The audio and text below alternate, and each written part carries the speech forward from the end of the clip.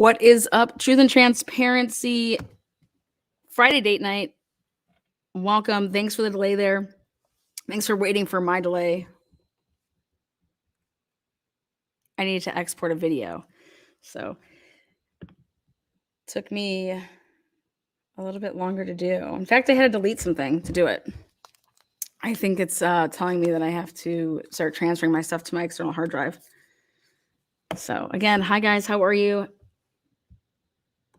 You guys having a drink beverage tonight? Anybody? Woohoo! Again, thank you mods, thank you members, thank you subscribers. Tonight's live is the PCA, probable cause affidavit, Bryan Kohberger, from a standpoint of the defense. If you guys saw the description of the video, again, this is, to take a look at this. If you were handed this and you were said, hey, you're a public defender, you got pulled Bryan Kohberger, here you go. What are you going to do with it? So if you guys are following along at home and you want to pull out your 19 pages, feel free. But the video that I have, it is video and audio. And this is a two-parter. So after the video, then we're going to turn it over to the whiteboard. Yes, the whiteboard. And going to point out some stuff. So again, welcome. Good evening. I see we got some Bud Lighters. You got some wine. Oh, mic drop and Sarah, I know she's tipping. Again, welcome to the transparency. Oh my God, for a second there, I thought you said it was Saturday here. I would have believed you. So we got some Coca-Cola Classics. Awesome. Some waters. I got my water here. So again, thank you. And I do apologize for the delay. So I do want to tell you guys that at the first, if you guys were here and you were with me, the first time I read this, which was right when it came out, it was really, I felt, because I didn't even get to proofread it. I'm just reading it as the first time I saw it. And I thought it was really heavy. You're emotional about it. And I thought it was more explosive when I read it. When was that? Was that yesterday or the day before? I feel like it was yesterday. Was it yesterday? It was heavy. I can't, So, and then I wanted to, I think it was actually the day before. Wasn't it Wednesday?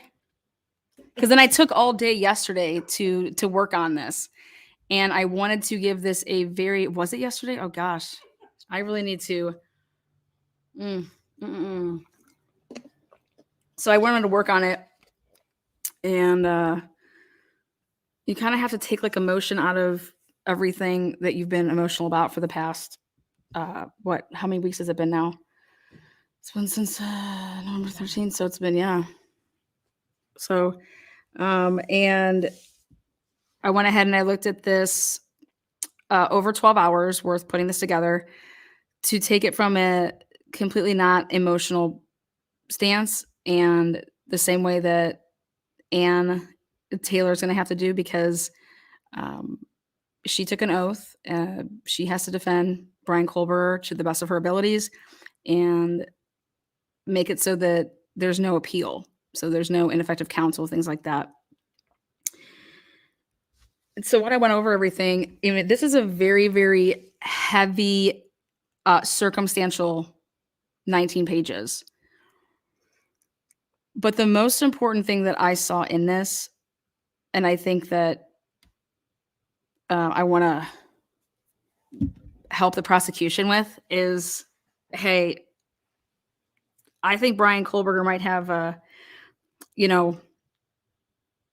how can somebody think that they can circle around 1122 King Road basically 4 times, in a matter of 30 minutes. And that's not going to draw attention, not even with cameras, people are out and about, walking, going to parties and stuff like that. But then you take into account, if you think that this guy went ahead and scoped the area and did surveillance and things like that, you're just going to keep on, circling. So again, when you first read it, you're just like, holy crap, holy crap, holy crap, holy crap.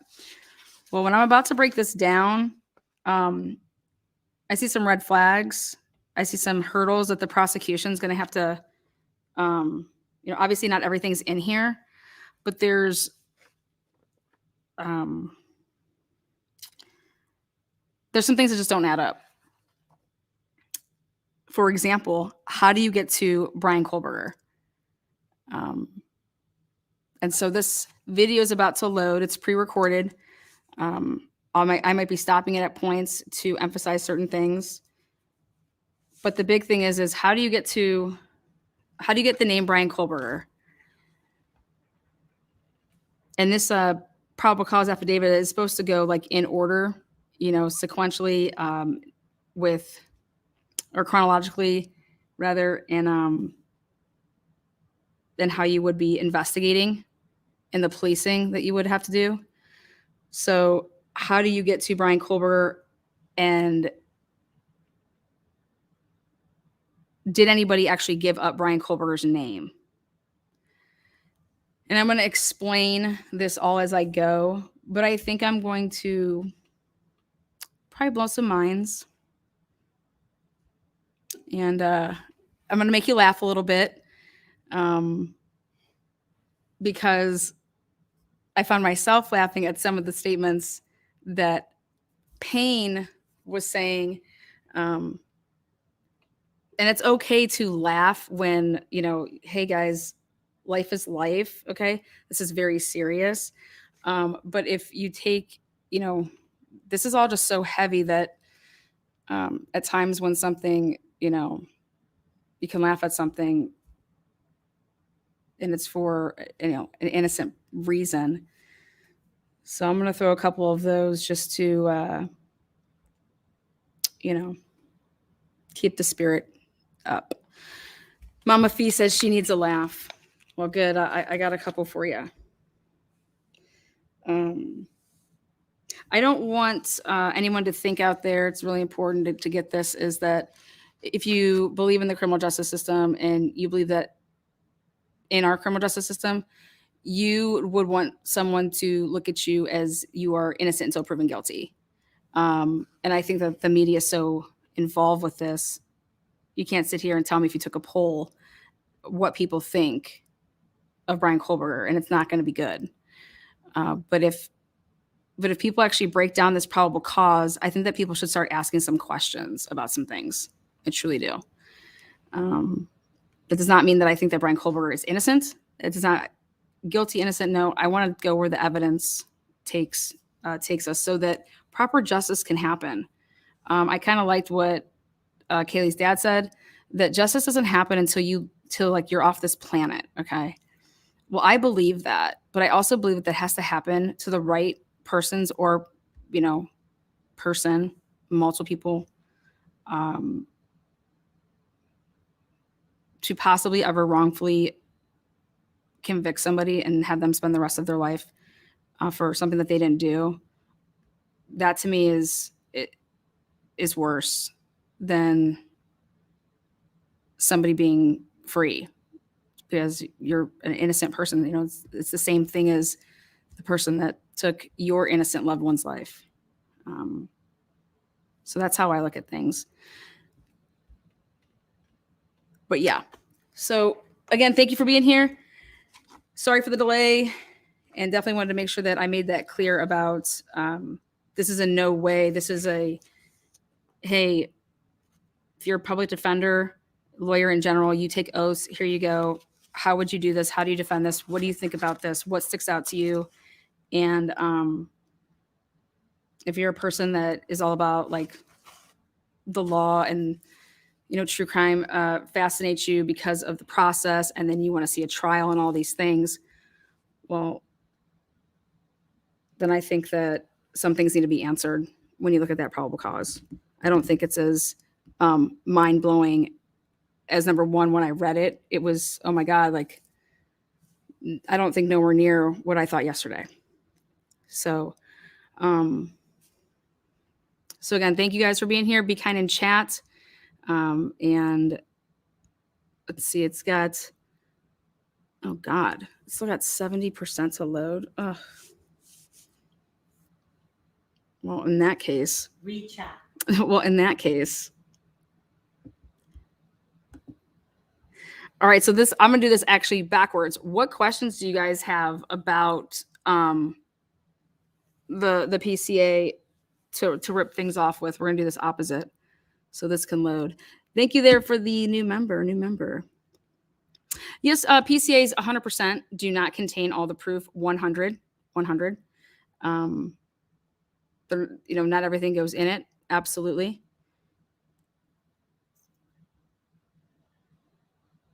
Mama Fee, I'm glad you're here. Gypsy.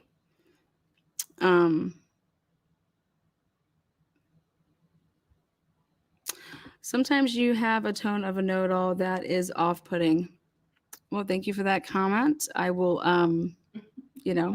consider that. I don't know. What are we gonna do with all this time?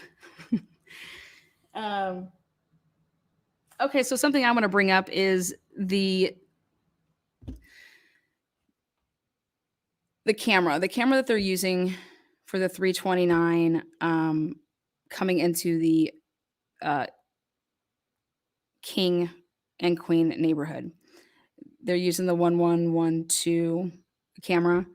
And they say that there's multiple, actually they use a few. They use the word a few. Well, I don't know what a few means. So do you guys think a few means like 2 or 3 or 4? But there was a few vehicles that came during the time frame of 329 to 40, between 329 and 420, up and through that area. And Payne says, I normally patrol over here, not too many cars come, yada, yada, yada.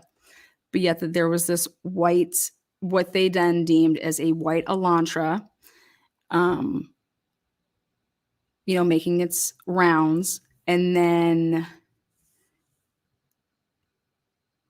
they see it come for the 4th time past the house. And then they see it disappear. And then they see it come back down across and zoom out at 420. Okay.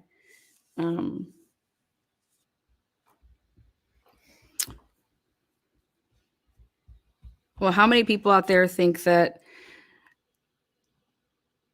somebody that would be involved with criminology and is considered book smart? Because this is like them being book smart is also them being street smart with this sense, because this is what they do and study. So what is your guys' take on that? You basically are putting a time frame and a stamp on like 404 to 417 of one person, brutally murdering 4 people. What's your take on that? Thank you there.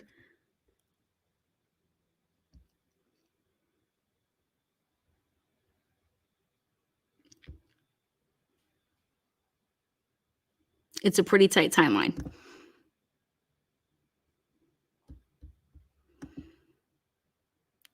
Christopher Perry says, the way they use to obtain the father's DNA will be thrown out, and the ways the WSU police officer obtained Bryan's info car picture was illegal and led to all the evidence. Yes, we're going to talk about that. That is what you call the poisonous fruit of the poisonous tree.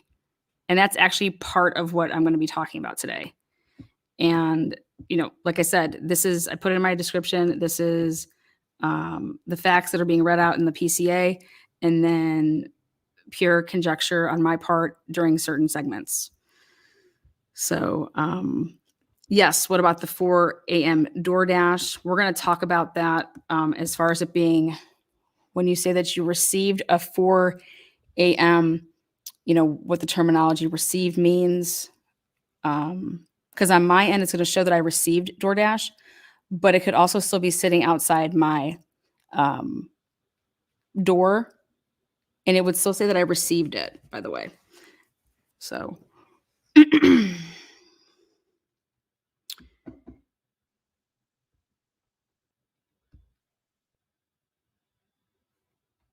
we go. We got Pink Tea here. He's not smart because he messed up. Because he's a what is that? Psychopath? And all the teaching of criminal justice and putting that into this. He couldn't do it. That's exactly what the PCA came across the first time reading it. Totally would agree. Pink Tea. Do I feel the same way right now that I felt yesterday? No, I do not.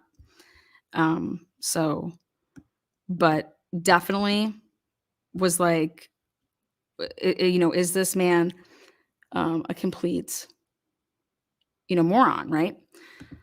Well, guys, in a PCA, they're also not going to put anything that's going to like get a judge to side eye it and be like, wait, what? So PCA also leaves out stuff that would weaken your case as much as you want to put the best stuff that you have so that you can obtain something. And then also you're trying to hold back maybe a little bit so that you don't play all your cards. Also, the investigation stage of things is not over. Obviously, they're going to be still gathering that discovery phase, everything to the point that those, investigators got there, and every interview, audio, visual, video, witness statement, 911 call, everything, every tip that was called in. That's all discovery. That's going to be handed over to Bryan's defense. So I would love to know how Bryan's defense in Ann Taylor is going to take that, and whenever she does get that, and go, here you go. We've taken 46 agents, 11 from this, 11 from that. How many people did they say they had on this at one point? And here you go. Go ahead and, investigate it. Look at it.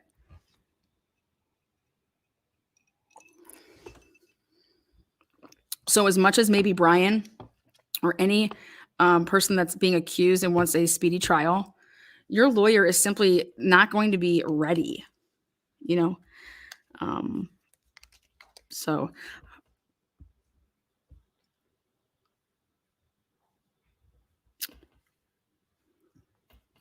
yes, of course. There you go, Mystical. Of course, just like how in the PCA you see there's expert testimony pretty much in it about, how did they come up with the fact that that still image, that's an Elantra, and then it's between, the certain years. Well, that's an expert pinpointing specifics, and he's going to testify to that. Well, now Bryan and his lawyer, they can have an expert to testify the same, with the same evidence in a different way, and that could be a, let's just throw it out there, a Cadillac. I'm just throwing something out there. So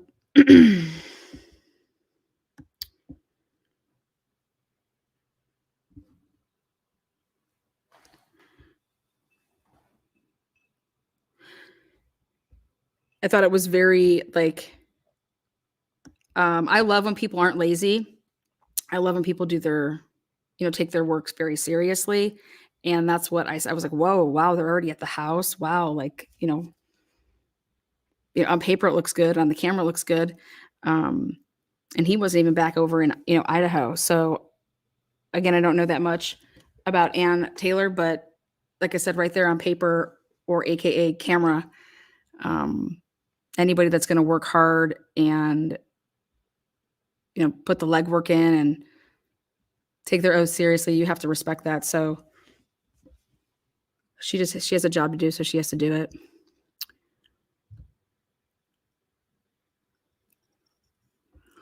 Let's see. Mama Fee says, to the transparency, did you see BK invoked his 4th, 5th, and 14th constitutional rights? Francis Pugh No, I just didn't see that. Francis Pugh just gifted 5 memberships. Francis? Yes, Francis Pugh. Here, look. Oh, all right, sweet. Thank you, Francis Pugh. 5 people. Who ended up getting them? Congratulations to you. What is it? Gemini, Sage, Christine Robbins, Jack Green, My Opinions Only. Oh my God, Jack Green, not from Idaho. You know how he always says I'm Jack, not from Idaho. There you go. We'll see the Christmas spirit still giving. Look at that.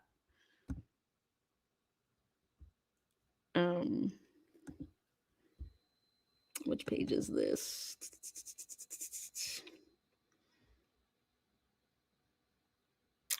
They did take a dump of the 2 roommates' cell phones. From my understanding, everybody's cell phone was there at the scene as well. So all the cell phones got downloaded, including the 2 surviving roommates. And I think that, obviously that's what you get. The defense is going to get that.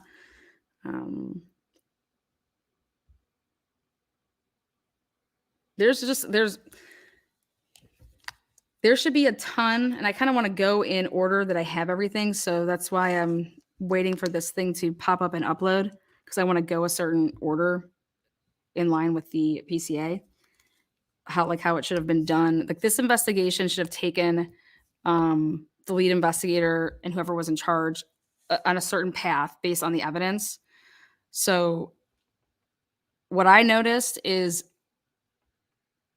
how do you place Bryan Kohberger in that white Elantra, okay, when you have 100 white Elantras, let's say, that are registered at WSU? You have 90 that are registered at Idaho, okay? Because I'm going to get to this point, and it's a very, very important point, because they had the name Bryan Kohberger November 29th, 2022. The murders on November 13th. They had his name on November 29th. And I'm going to go ahead and say it right now that I believe that one of the things that could possibly be held back out of this PCA is somebody giving up Bryan Kohberger's name. Somebody's name. And I'm going to explain all of that in this live, and then in the second one that follows it.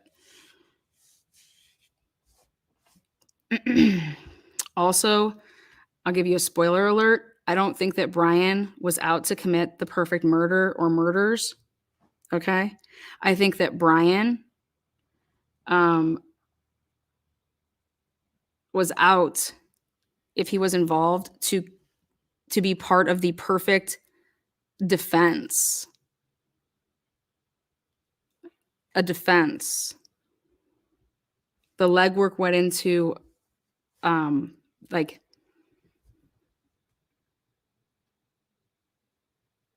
what evidence do you have against me again? What's going on here? You think I'm where? You think I'm how? Stuff like that. So I believe that with everything that I've seen with this PCA, and the route that I would go, being Ann Taylor, and I think that's consistent with, if and in fact, the fact is that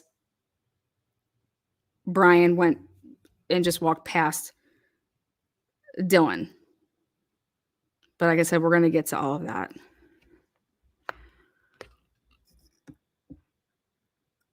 No, I do not believe his dad was involved.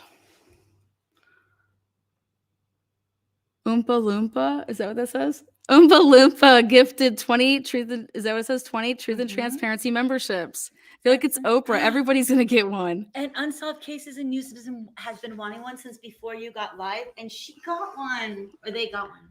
I know. Oh my gosh. So what are the congratulations to, and you guys need to Oh just, my God, Chili Bean. Chili Bean did. got one, Unsolved Cases in News. Aaron. Aaron, Oh my God, Libra. Libra got one. Grammy, Lily and Rogue. Is that Kimmy Poo? Yep. Katie K. Spread a Little Sunshine, aka Jenny. Lana got one. Lana, there's another Lana out there. Mar R. You know what? I'm right with that other person that says they never win anything. Yeah. And you know, when I win a dollar scratch off, I just like, here, you can have it. That's that's so funny that someone said that. That's funny. Thank you, Oompa Loompa. That's Kate awesome. for Big Little Voices. How are you? Good to see you. Oh my God, there she goes. Yay! She got one. You get a membership. You get a membership. Everybody gets a membership. This is the best chat. Is this not the best chat? Yeah. Who does this? I mean, how could you ever vote no on that? How could you vote no? Yeah.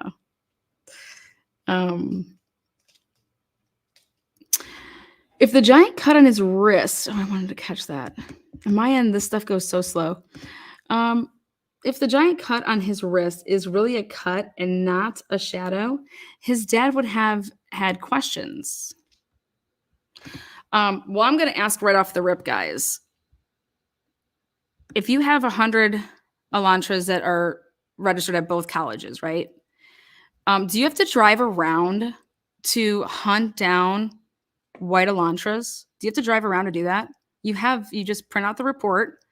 Here you go. Here are white Elantras from, even go 2010 if you want to 2020. Just go ahead and take them. Here's 100 from this that have permits from this college and that college. So you got 200, okay?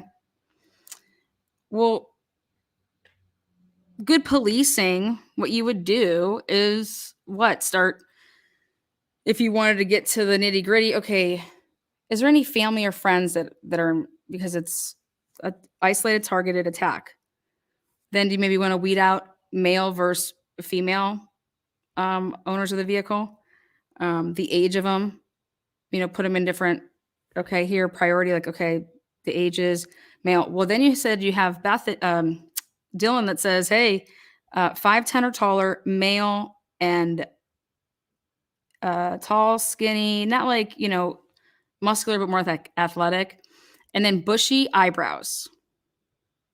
Okay. So you don't need to drive around to go and hunt down vehicles. You have the vehicles. You have the printout. So you have these printouts in front of you, right? I mean, that's why we have all these people on, all these the agents and all hands on deck. Because guess what? We have a great lead. We have this damn car. We have this car. What car is it? All right, here we go. These two colleges, these are the permits. Now, guys, all right, who in the county of, both counties, pull those. How many are we dealing with? So did they do that? Is that how they went about that? When let's say like someone like JRL who loves to, call in tips. When he called in, let's say he called something in, oh my God, I have this white Elantra here. This is the plate. Well, don't they have that information? They have plates information. Like, oh my God, I found this white Elantra. Here's the plate number. If you guys see a white Elantra, call in a white Elantra. Why are we calling in white Elantras? You guys have all the white Elantras with the plates. You guys have that all. And in fact, you guys have the pictures that go with our driver's license, right? Makes sense? Like you have them, right? They did not have DNA yet, by the way. We're going to get to that. That's the big thing here with this case is I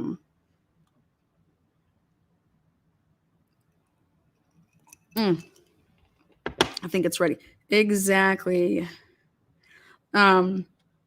So Bushy Brown. Yeah, trust me, when I get to my one part, when I go on my little rant in here, it's only because I'm like, this can't be real life right now. I'm sorry, but there's a page in this PCA that I'm just like, you really expect me to believe this? And you know who said it too? And she kind of backed off of it a little bit. And I don't blame her because, I mean, she's on News Nation. She has to keep her job. I clearly employ myself here at Choosing Transparency. But Ashley Banfield, she brings up, she's like, well, you got these two guys at S or WSU, and then, you know, so I'm going to kind of explain what I mean by this. Hey, what's up, crazy chick? All Saints, like, yeah, rant. Thanks. Yeah, Lake Erie. Yeah, hit that.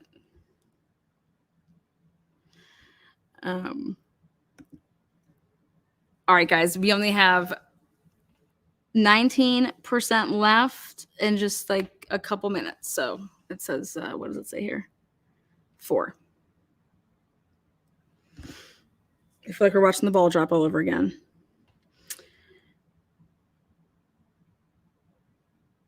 Oh, the real JJ praying for you and your family there. You think they have the wrong person? Nope, didn't say that at all. I want you guys to see truly how this happened. Once you guys see how this happened, then, because I think there's a lot of misconceptions on how this all transpired. And if I'm a mistake, go ahead and, you know, you could say, no, I read it wrong. No, you missed this part. Oh, okay, great. You know, see, now it makes more sense. So I think, depending, I mean, do you guys think Bryan's going to take the stand? Who's going to tell the story? I mean, is Bryan going to take the stand?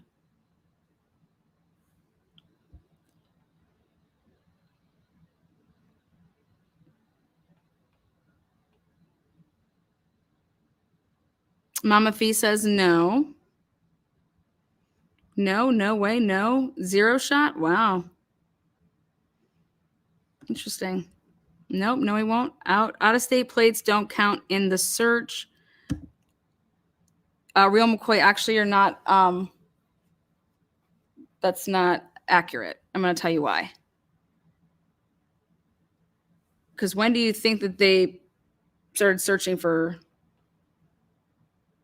He went through the university to get a permit, and when he got his university permit through living at that on-campus apartments, what is it, Steptoe or whatever, he had to register his white Elantra. Screw what the plates say. You know, we're looking at make and model here. You know, we're going to deal with, we're looking at white Elantras, okay? You guys don't even have the plate. They don't even have the plate. So we need white Elantras. He was most 100% registered with a white Elantra. And that was in the, it's going to come out here in this probable cause. But I call bullshit. And I'll just tell you why when we get to that point. So I'm just curious. So some people think he will, some people think he won't.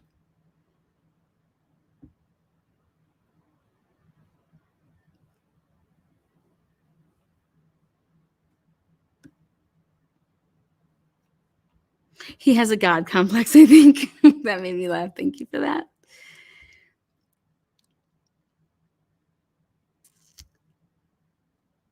Yeah, out-of-state plates would count, but I'm saying that would, when they pulled these, they pulled the what the university had. So regardless of if your plate was out of state or in state, it didn't matter. You're able to, through the university, and when you had to sign up your car to get the parking pass, the university had it, and that's what they did. They had the Idaho, University of Idaho. They had 90 there, and they had roughly the same amount over at WSU. So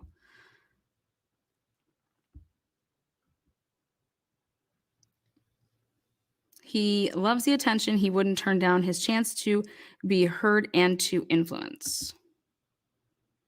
All right, 2 more minutes left. Woohoo. Wow, why did that take so long? That was, that's insane. You know why? Because Is it working slow, you think? I think it's, well, it is bomb, but. It's so bomb, it can't handle it. I mean, if you're, I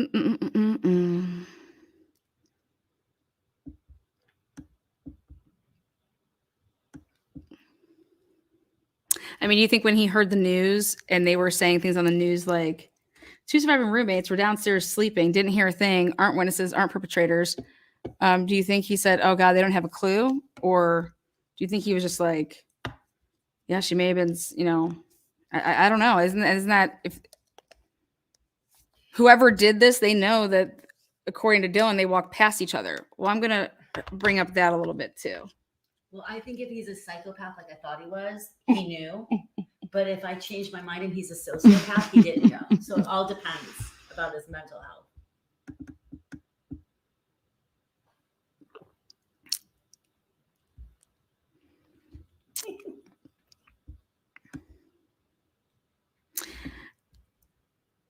Pastry Pink Tea says, I think he was smiling and thought that they had nothing on him. Smiling, walking around. Well, his classmates and students didn't think that.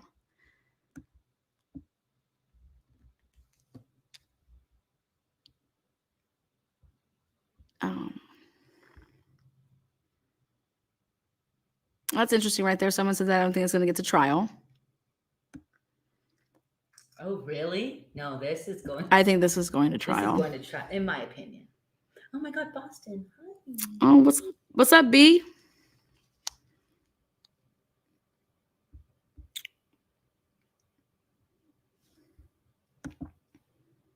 All right, finished. Yes. Okay. Here we go. What did his classmates think?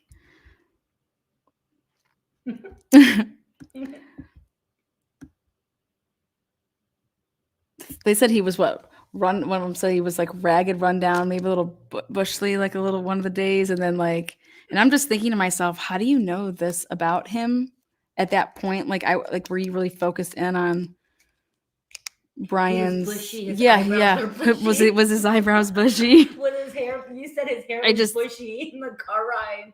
That's just the worst. He's just bushy. They say, "What's up, Tasha? How are you, girl?"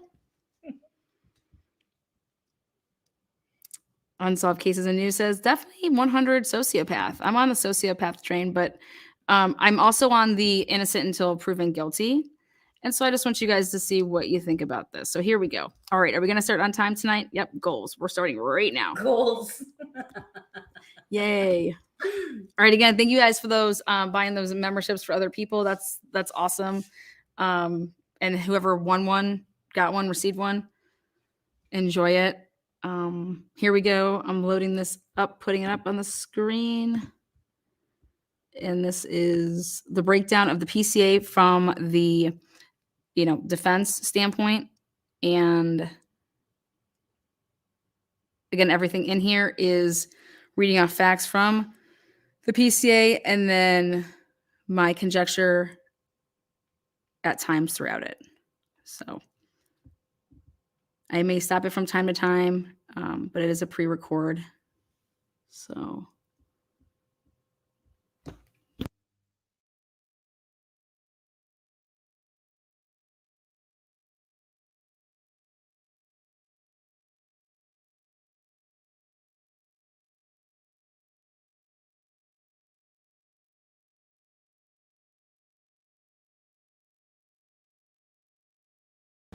All right, guys, welcome to the transparency. This is a breakdown of the statement of Brett Payne, Exhibit A, the probable cause affidavit. The first page is pretty much Payne talking about his background, as well as what time he arrived on scene, which was 4 p.m. on November 13th, and that he arrived there with Sergeant Baker. After that, Payne and Officer Smith enter the King residence, and they start at the bottom floor, and they spend no time on the bottom floor. They actually just go straight up, entering the front door, go straight up the stairs, and then they are on the second floor. Payne says that he then immediately makes a right to head down a narrow hallway where there was a bathroom door on the left, and you dead end into a bedroom that he later came to find out was Xana's. The first thing I noticed that I would have a question about is when Payne goes down that hallway and he notices that bathroom door. I want to know if that bathroom door is open or closed. Also, when he walks into Xana's bedroom, he says, when I approached the room, I could see a body, later identified as Xana, laying on the floor. He does not give the position of the body, so I'm curious about that. On page 2, it goes on to talk about the second body that was found in that bedroom, which was victim Ethan Chapin. That has been redacted. Throughout the whole 19 pages, the term isolated targeted incident never comes up. I do believe that those words could be found in page 2, but that has been redacted because there is nowhere in the probable cause of this isolated targeted crime being committed by Bryan Kohberger.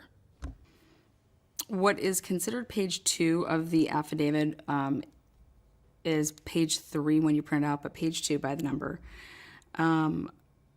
Officer Payne says that he then follows Officer Smith to go upstairs to the third floor.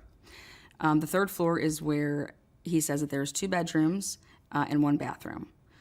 The bedroom on the west side of the floor was later determined to be Kaylee's. I later learned from Officer Noonan's body camera that there was a dog in the room when Moscow police officers initially responded. Again, that's where I'm asking another question, which is, was that bedroom door closed? They talk about the dog belonging to both Kaylee and her ex-boyfriend. Officer Payne says that he has an interview with Kaylee's ex-boyfriend, Jack, on November 13th. Officer Smith then pointed out the small bathroom on the east side of the third floor, and that was a bathroom that was shared by Maddie and Kaylee. As Officer Payne entered the next bedroom, he could see, again, doesn't say if the door is open or closed, or if it was open or closed, based on Officer Smith's briefing, that he could see when he walked in a single bed, there was 2 females. Kaylee and Maddie were both deceased. Visible stab wounds. He then uses a key word for me, which is, I also later noticed. So meaning that, what, was that not on his initial, time at the bodies? But he says, I also later noticed what appeared to be a tan leather knife sheath laying on the bed next to Mogan's right side when viewed from the door. So how I perceive that is when you look at the bed from the door, it's going to be the officer's right side, like his right hand is what he's considering her right side. Again, keywords there is, I also later noticed. When was later? How was that not noticed right away if it was that out of place? Also on page 2, what I noticed is the K-bar USMC. So there's no date that Payne says. He just says the sheath was later processed. Well, when was that processed and when did you get that back? Again, there's no date on when that happened and when you received that left male DNA left on the button snap of the knife sheath. When was that turned over for testing? And then when did you get that back? What are the dates there? There's no dates. Closing out page 2 of the affidavit, Payne says as part of his investigation, numerous interviews were conducted by Moscow Police Department, Idaho State Police detectives, and FBI agents. 2 of the interviews included BF and DM. Both BF and DM were inside the King Road residence at the time of the homicides and were roommates to the victims. BF's room was located on the east side of the first floor of the King Road residence. This would be consistent with what initially came out from Chief Fry, saying that Bethany was downstairs sleeping on the first floor in her bedroom. However, when you turn to page 3, which you would think would be the next paragraph, speaking about DM's whereabouts, it does not do that, and instead it says, based on numerous interviews conducted by Moscow Police Department, as well as ISP and FBI agents, as well as my review of evidence, I have learned the following. So again, no mention yet of DM's bedroom location.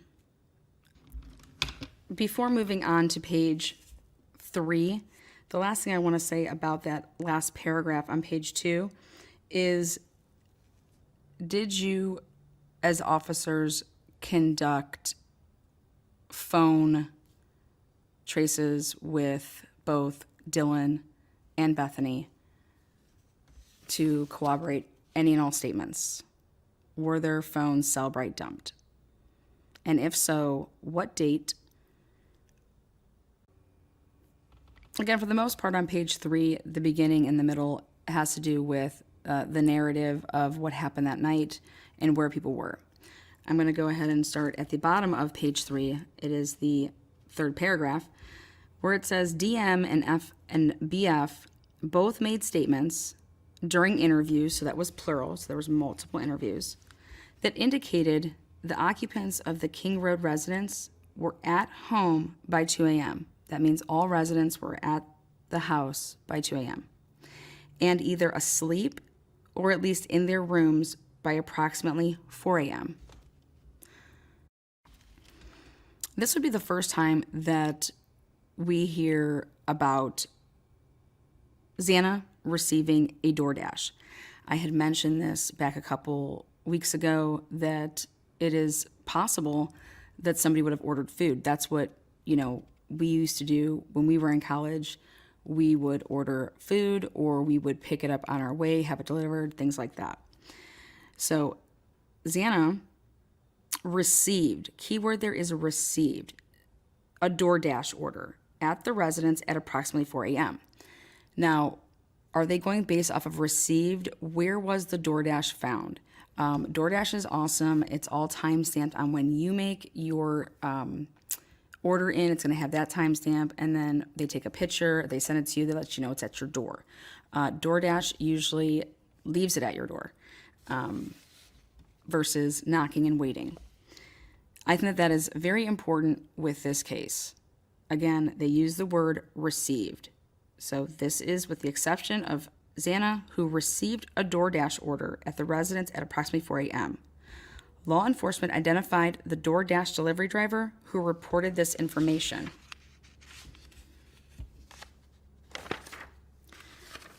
Going on to page 4, DM stated she originally went to sleep in her bedroom on the southeast side of the 2nd floor. Now, this is interesting language to me. DM stated she originally went to sleep in her bedroom on the southeast side of the 2nd floor. That would tell me that she made a statement after that. This was her original statement. She said that she originally went to sleep in her bedroom on the southeast side of the 2nd floor. Now, maybe the language should have been different and she went to bed, but what this is telling me, DM stated she originally went to sleep in her bedroom. Well, what did she, if that's what she originally did, what did she say at a different point in time that she did? If this was the original version. Also, at this point, I want to state that Truth and Transparency brought it to you guys first, said 100 that Dylan was occupying a bedroom 3 on the second floor and provided ample proof of that with timestamps, dates, and things like that. Moving on. Dylan DM stated she was awoken at approximately 4 a.m., by which she stated sounded like Kaylee playing with her dog in one of the upstairs bedrooms, which were located on the 3rd floor. A short time later, DM said she heard who she thought was Kaylee say something to the effect of, "There's someone here." A review of records obtained from a forensic download of Xana's phone showed this could also have been Xana, as her cellular phone indicated she was likely awake and using the TikTok app at approximately 4:12 a.m. Now I have so many things to say about this first paragraph of page 4. That's not only just the original quote-unquote language, but at 4 a.m., Dylan says that she is awoken at approximately 4 a.m. Well, there are text messages, or I shouldn't say text messages, there is social media where Dylan is placing on a social media platform pictures of her roommates at the timestamp of 3:33. So that tells me that Dylan would have had to have fallen asleep between, just a little bit after 3:33 a.m., okay, and 4. But just like how you would have taken Xana's phone to dump it and to get the information, you would have then also taken, Dylan's phone and did a cell break dump and got all that information. So is her phone, Dylan's phone, indicative of being left alone and her being able to be, quote unquote, sleeping and to be woken up then at 4? Next, she said that, Payne says that he has to make a note that says when, DM states that when she is approximately waking up at 4, and it sounded like Kaylee playing with her dog in one of the upstairs bedroom, which were located on the 3rd floor. I think that that's interesting that he has to say which were located on the 3rd floor, because originally, like I said, if she's saying at one point in time that she was sleeping downstairs on the 1st level, then that's why they would have to say, when she's talking about upstairs, they have to specify that they mean the bedrooms on the 3rd floor, because she was trying to say at one point that she was sleeping on the 1st floor. Again, the language in this PCA is why I am saying what I'm saying, and why I think the defense will be saying the same thing. Continuing on, a short time later, again, no timestamp, DM said she heard who she thought was Kaylee say something to the effect of, "There's someone here."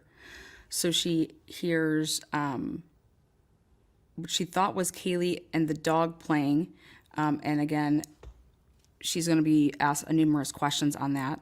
Would Kaylee normally play with her dog at 4 a.m.? When she hears Kaylee, what she thinks is someone saying, "There's someone here." When the DoorDash guy came, did he ring the doorbell? Do they just take pictures? Did you hear the DoorDash guy? Did you hear somebody go downstairs and get the DoorDash and come upstairs with it? Things like that.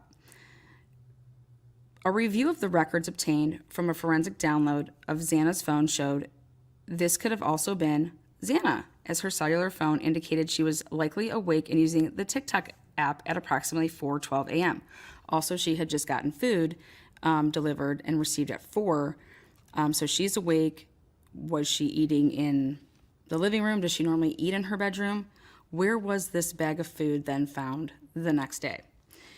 Moving on to paragraph 2 of page 4. DM states she looked out of her bedroom but did not see anything when she heard the comment about someone being in the house. DM stated she opened her door a second time. So that tells me that she had her door closed the first time when she would have opened it. When she heard what she thought was crying coming from Xana's room. So the first time she opens it, and that's when she thought that she heard somebody commenting about being in the house. Then the second time, DM states she opened her door a second time when she heard what she thought was crying coming from Xana's room.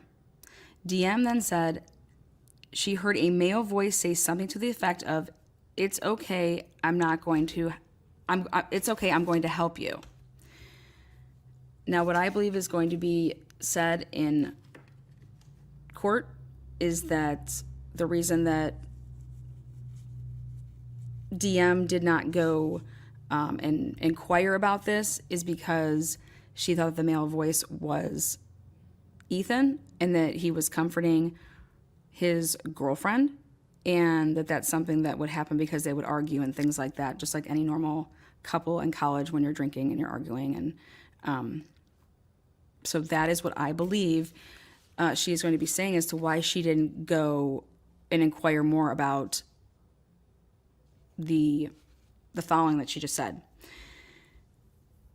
Approximately at 4:17 a.m., a security camera located at 112 King Road, a residence immediately to the north of 1122 King Road, picked up distorted audio of what sounded like voices or a whimper, followed by a loud thud. A dog can also be heard barking numerous times starting at 4:17 a.m. The security camera is less than 50 feet from the west wall of Xana's bedroom. Now, in the PCA, they put this paragraph after, in between the next paragraph, which is going to be about DM stating that she opened her door for the third time. So when I first read this, I said, well, why isn't the DM stating that she opened her door for the third time? Why isn't that above at approximately 4:17 a.m.? It's because this is the state's version, okay? Now, the next paragraph is the final paragraph of page 4.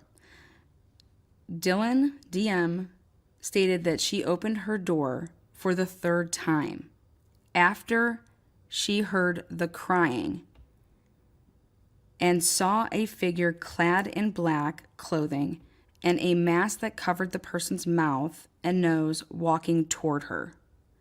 Now, this is where does not make sense, because just before that, DM stated she opened her door a second time when she heard what she thought was crying.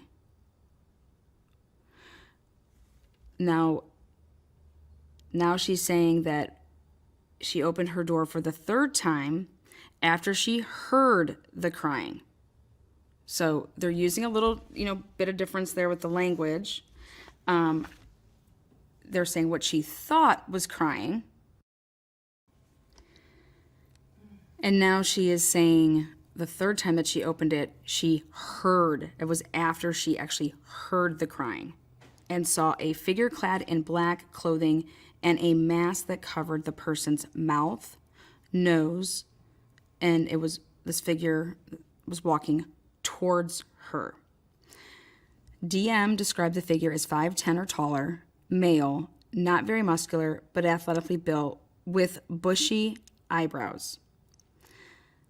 The male walked past DM as she stood in a quote-unquote frozen shock phase. The male walked towards the back sliding glass door. DM locked herself in her room right after seeing the male. DM did not state that she recognized the male This leads investigators to believe that the murderer left the scene.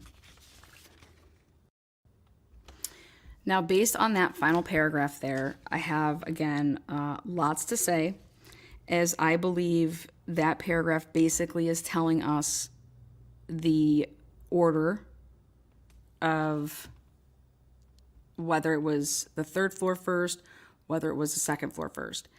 And based on this and the whole thud at 417, and then wanting it to be known that that thud was just 50 feet from Xana's room, meaning like her outside of her wall,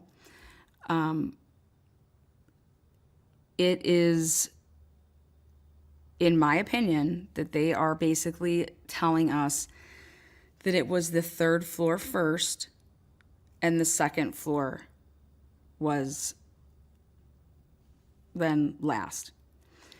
And then because if you're in Dylan's room and you open up the door, now Dylan would have to be on the stand to testify. When you opened up the door, did you just peek out? Did you open up the door all the way? Did you step out of the room? Because based on where her room is and that door is, and that she would actually see somebody walking towards her, to be walking towards her and then past her, that's going to be interesting to demonstrate and to actually see and show you guys what that looks like. And I plan on doing that here. So moving on with that, just to clean up page 4 here, if I was the defense, I would be asking what kind of camera, brand, make, model of the 1122 King Road, the people next to them, what kind of camera was that picked up this distorted audio of what sounded like voices or a whimper, followed by a loud thud. Also, a dog can also be heard barking numerous times, starting at 4:17 a.m.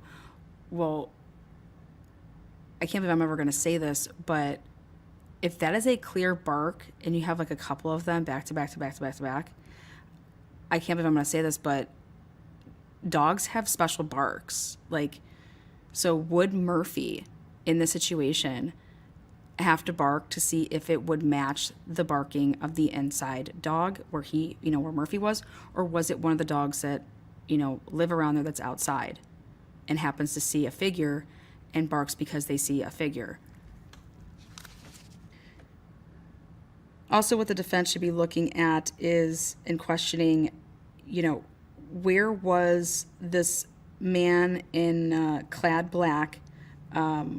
Where was he coming from? I get that she's saying, and it's in the probable cause, that quote unquote, she heard the crying and saw a figure clad in black clothing and a mask that covered the person's mouth and nose walking towards her. Well, from what way? Where was this person walking from? Okay. And then there at the end, the male walked towards the back sliding glass door. And then kind of what is missing from the remaining page that I think should be in page 4. And it could be just because they're just leaving it out. They don't have to put everything in there. But Dylan never once says in any of this that she heard any screaming. She doesn't say that she heard a dog barking at all. She doesn't say that she hears anybody going up or down the steps. And she doesn't say like in what kind of direction. She never saw anybody until that last door opening, and that was somebody walking towards her, and the direction just isn't there, which will come out. Also, we know that Moscow Police Department has body cams, and I do believe that every single one of these interviews was audio and video recorded. So all of these interviews and the notes and everything, that's part of the discovery, and that will go to the defense. And so out of these numerous interviews, it's going to be interesting to see if and when any of the statements change. Page 5 of the affidavit starts with Payne saying that the combination of DM statements to law enforcement, reviews of forensic downloads of records from BF and DM's phone, and video of a suspect video as described below leads investigators to believe the homicides occurred between 4 a.m. and 4:25 a.m. Now, those of you guys that have been following along on this case, we have been told since day one that the homicides occurred between 3 and 4 a.m. So this is the first time that we are seeing a time switch, which is between 4 a.m. and 4:25 a.m. And right here, they're answering one of my questions that was earlier, which is, did they download the records and the phone records from BF and DM? And the answer here in the probable cause is yes, and that will be available to the defense for discovery. Now, if you're defending Bryan, like I said, Anne has one hell of an uphill battle. But as good as I thought the probable cause affidavit was when I first read it the first time, I don't feel as strongly as I did about it when I first read it to when I actually took a day to, which was yesterday, 12 hours plus to destroy it, go through it, and do what I'm doing here today.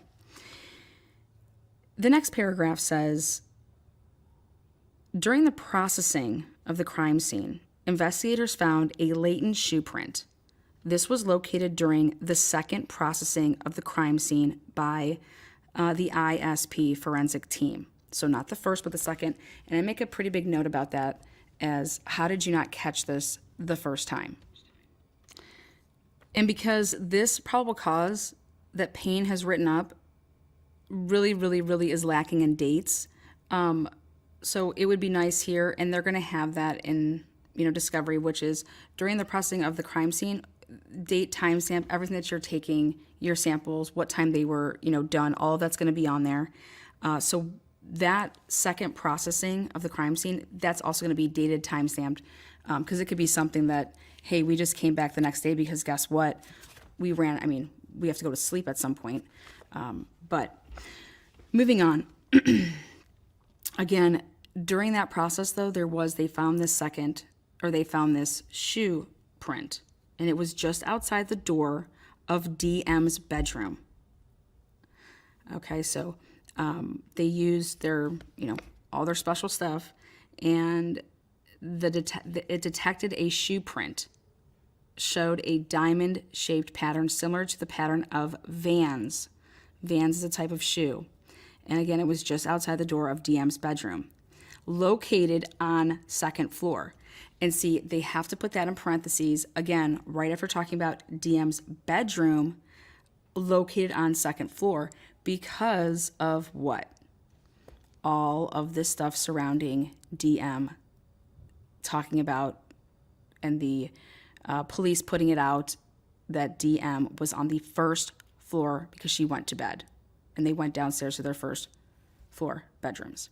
So even here in the probable cause, page 5, after again talking about DM's bedroom, they have to put in parentheses here, located on second floor. Interesting, huh? So this tells me very, very strongly, guys, that there are multiple statements from DM, one being that she slept downstairs and one being that she slept upstairs.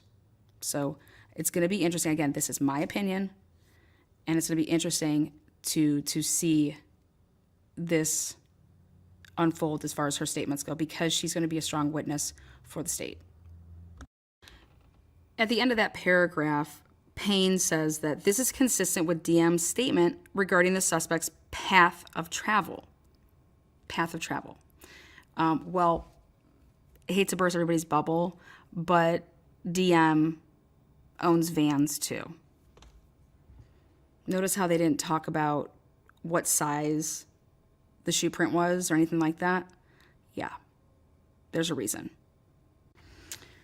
Also, I disagree with Payne here when he says that this is consistent with DM's statement regarding the suspect's path of travel. They never talk about the path of travel, okay?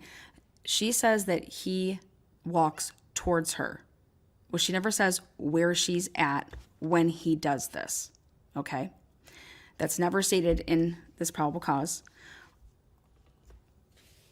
Also, where he's coming from, where she's at, everything like that. So the term of path of travel is 100% not verified in this probable cause. There is no path of travel that's been talked about.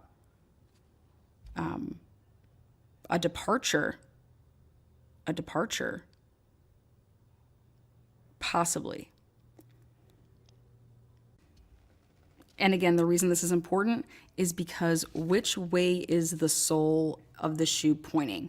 You know, whatever you have there as your one shoe print, which way is it, you know, is the top of the shoe, the bottom of the shoe, the sole of the shoe, the heel of the shoe, all that stuff. Where is it? What direction? And again, that is not said here in the probable cause. Now we get to, this is actually what I feel like my strength is, part of the investigation, which is dealing with digital evidence. So on page 5, as part of the investigation, an extensive search, commonly referred to in law enforcement as video canvases, they were conducted in the area of the King Road residence. This video canvass was to obtain any footage from the early morning hours of November 13th in the area of the King Road residence and surrounding neighborhoods in an effort to locate the suspects or suspect vehicles traveling to or leaving from the King Road residence. This video canvas resulted in the collection of numerous surveillance videos in the area from both residential and business addresses. I have reviewed, Payne says, I have reviewed numerous videos that were collected and have had conversations with other MPD officers, ISP, and FBI agents that are similarly reviewing footage that was obtained. Again, he says, as part of the investigation, an extensive search. He does not say when the date that this began, the date that they obtained each video. It will be, though, dated and time-stamped with, you know, the chain of custody and all of that. And that's going to be so important for Ann Taylor. This part is so important for Ann Taylor in terms of when law enforcement got what dates, what timestamps, who got the stuff. This is going to be crucial for Ann Taylor, in my opinion. All right, so a review of camera footage, this is going to close out page 5. A review of camera footage indicates that a white sedan, it'll be called Suspect Vehicle 1, was observed traveling westbound in the 700 block of Indian Hills Drive in Moscow at approximately 3:26 a.m. and westbound on Snyder Avenue at Idaho State Highway 95 in Moscow at approximately 3:28 a.m. On this video, it appeared Suspect Vehicle 1 was not displaying a front license plate. I do believe that that gas station was home to one of the stills that we all saw. A review of footage from multiple videos obtained from the King Road neighborhood showed multiple sightings of Suspect Vehicle 1 starting at 3:29 a.m. and ending at 4:20 a.m. These sightings show Suspect Vehicle 1 makes an initial 3 passes by the 1122 King Road residence and then leave via Walenta Drive. Based off of my experience, Payne says, as a patrol officer, this is a residential neighborhood with a very limited number of vehicles that travel in the area during the early morning hours. Upon review of the video, there are only a few cars that enter and exit this area during this time frame. Now, here he says, upon review of the video, he does not say plural, so he's only using one video to track the 1122 King Road residence, in my opinion, based on his wording. Again, upon review of the video, there are only a few cars that enter and exit this area during this time frame. Again, not sure if he means which road he's talking about, if he means this area, but we're going to find out. This next paragraph on page 6 is very, very important for the defense, in my opinion. This paragraph states on page 6, suspect vehicle 1 can be seen entering the area a fourth time, approximately 4:04 a.m. It can be seen driving eastbound on King Road, stopping and turning around in front of 500 Queen Road, number 52, and then driving back westbound on King Road. When suspect vehicle 1 is in front of the King Road residence, it appeared to unsuccessfully attempt to park or turn around in the road. The vehicle then continued to the intersection of Queen Road and King Road, where it can be seen completing a 3-point turn and then driving eastbound again down Queen Road. Again, on this fourth time doing this about, it can be seen driving eastbound, then it's stopping up. You can't go, it's not letting me go past the 500 Queen. It's like right there because it goes up and back around the house. And that's what it means by when it says it's driving back down westbound because it's coming back down the hill. So it's just not letting me go back over there. But all of this, how much time do you think it takes to do this beginning at 4:04 when it's seen on the camera? That it has to go past it, come back down, then it attempts to get, parked, then goes down to where the intersection of King and Queen is, and does that 3-point turn, and then it comes back up eastbound, and then it's not seen again until 4:20. In this probable cause, it's going to not mention that last timestamp of, okay, well, what timestamp do you have when you don't see it anymore? What time is that? Because this plays heavily into how long do you think that this would take to then get out of your vehicle, then make entry into the home, locate all 4 victims, brutally murder them with a knife, and then leave. Get in your car, and then rush out of there where it says that the suspect vehicle is next seen departing the area of the King Road residence at approximately 4:20 at a high rate of speed. The next time it is seen on a camera.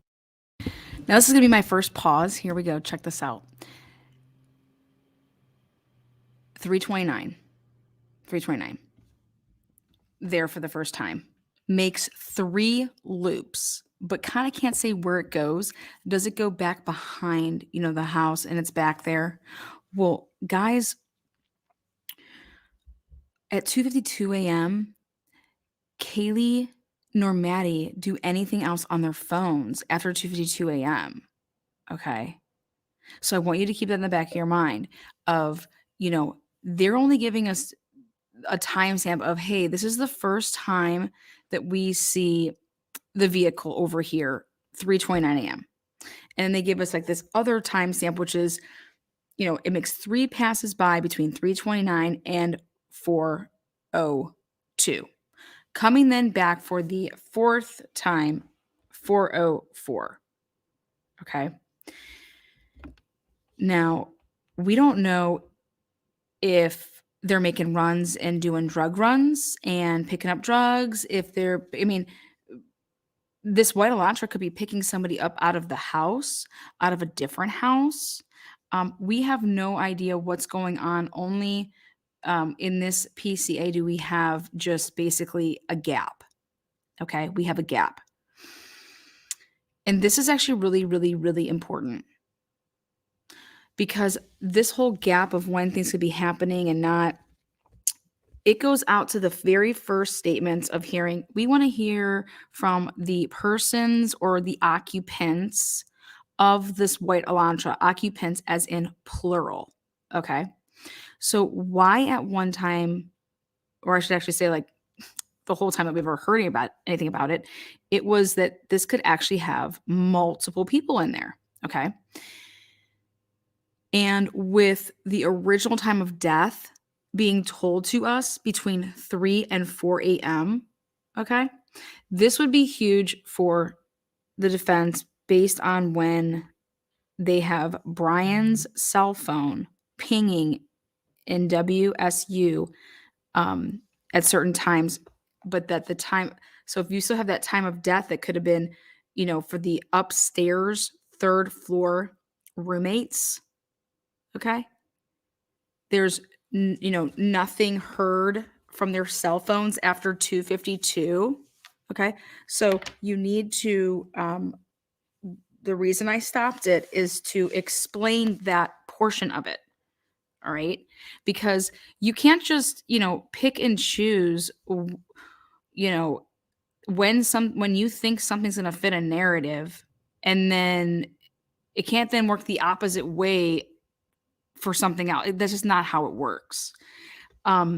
So again, that's the only reason I wanted to pause here, because I want you to keep in mind that we only have a starting point of 329, and now, is there more? There could be a ton more, but this is what the probable cause states, okay?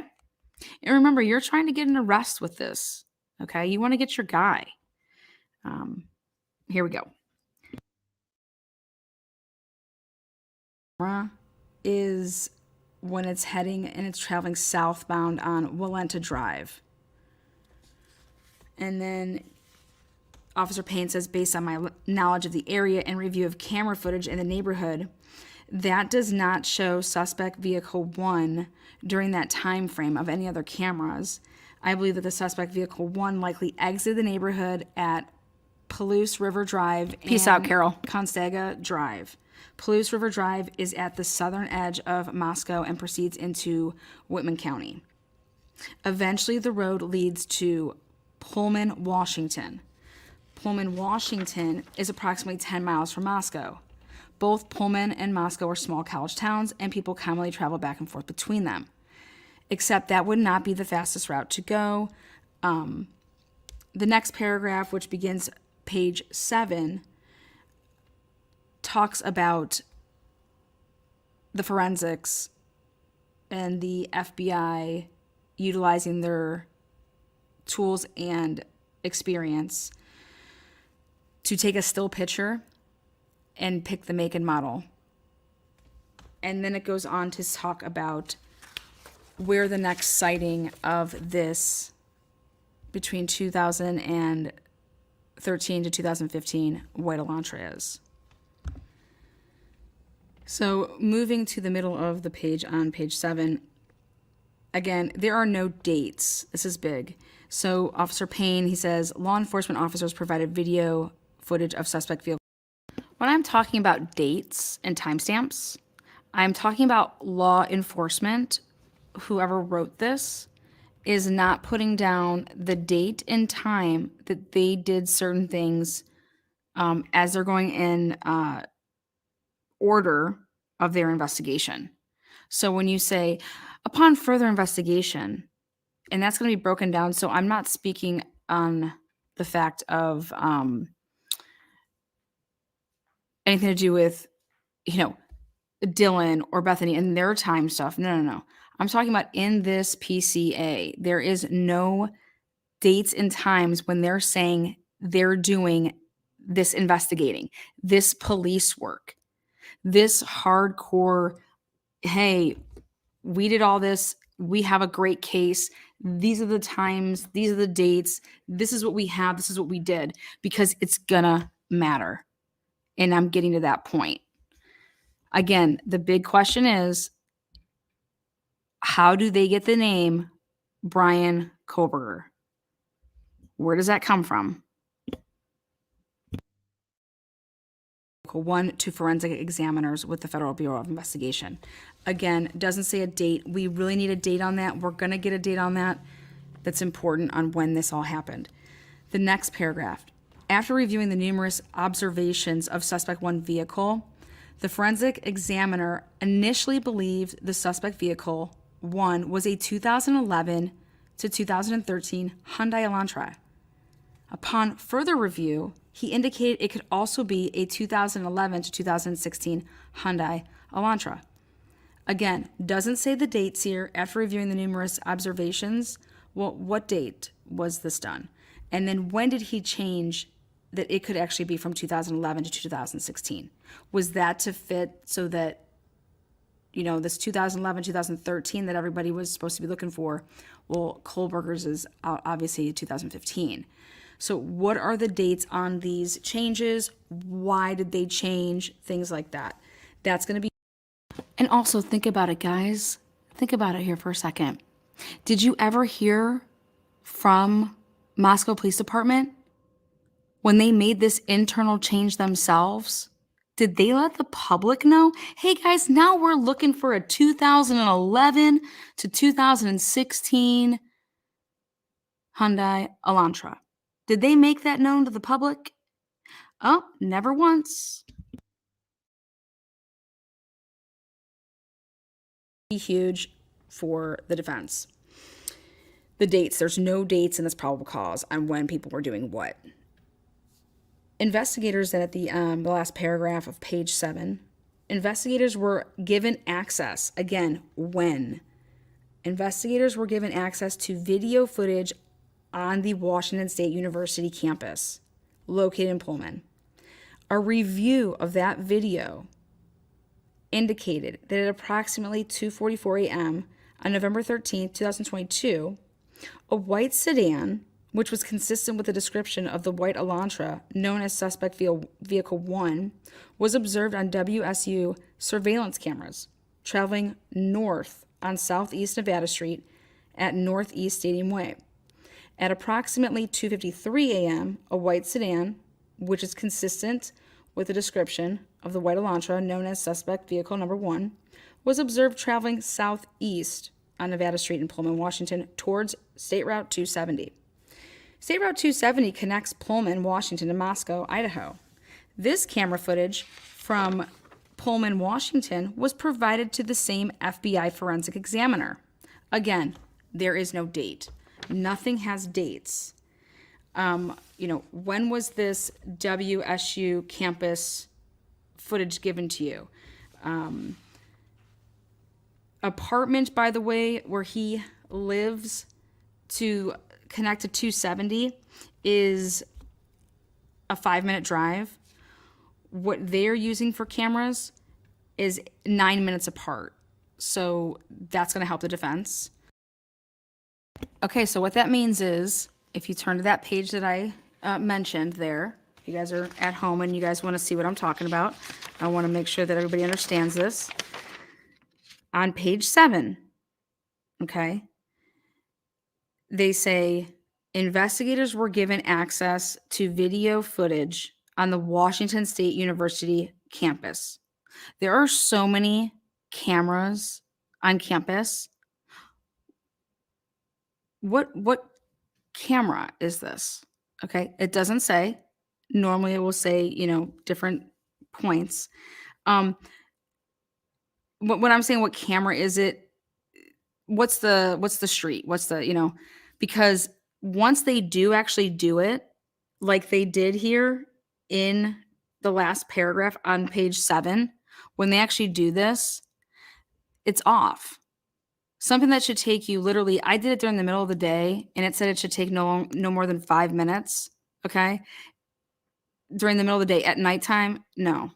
Flashing red lights, flashing, what are they? Like the red light, green light, orange. So you can go and you don't have to wait. This should have taken 5 minutes. It takes him allegedly, if this was the car, 9 minutes to get from a point to a different point. And it should just be, 4 or 5. So it's things like that. And again, these no dates. What dates is everybody doing this? The forensic examiner identified the vehicle observed in Pullman, Washington, as being a 2014 to 2016 Hyundai Elantra. The next paragraph, which begins page 8, again, this is all about the digitals. This is the circumstantial evidence that they built a case around Bryan Kohberger. Again, the reason this is really important about the dates is because based on the surveillance that they had at the time of the homicides, which was collecting from the 1122 King residence, that basically gets the car leaving, and then based on them not being able to see this blob, this car, on any of the surveillance cameras going on Taylor, that's why they were asking, hey, we're still looking for surveillance. Everything, like, I think it was like south of Taylor. They wanted to get anybody and everybody's surveillance from Taylor. And it was to pinpoint this Elantra, to say, okay, then it couldn't have come this way. Okay, so it has to go, the Walenta way. But it is not seen on any of the cameras, or at least it's not mentioned in this probable cause affidavit. So on page 6, the last paragraph on page 6, when they say the suspect vehicle is next seen departing the area of the King Road residence at approximately 4:20, that's your 1112 camera. They're saying that it's going fast. It is next observed traveling southbound on Walenta Drive. And they do not give an address, okay? But Walenta, when you're getting... All right.